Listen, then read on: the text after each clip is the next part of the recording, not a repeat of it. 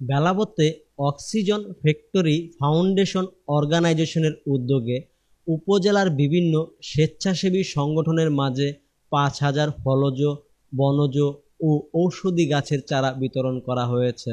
গতকাল শনিবার সকালে বেলাবো বাজার বটতলা বৈশাখী মোড় সংলগ্ন গোলাপ মেডিকেল হলের জিএম ভবন মার্কেটে এসব চারা বিতরণ করা হয়।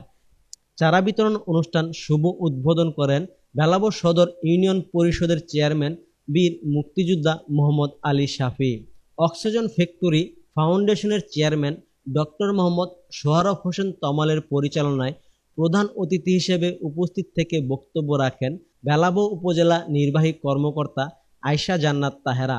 বিশেষ অতিথি হিসেবে উপস্থিত ছিলেন বেলাবো থানা অফিসার ইনচার্জ মোহাম্মদ তানভীর আহমেদ, উপজেলা মহিলা vice chairman Sharmin Akter Khaleda, oxygen ফ্যাক্টরির সাধারণ সম্পাদক মোহাম্মদ গোলাপ মিয়া। এছাড়াও উপজেলা ভিত্তিক বিভিন্ন স্বেচ্ছাসেবী সংগঠনের মুখপাত্রবৃন্দ।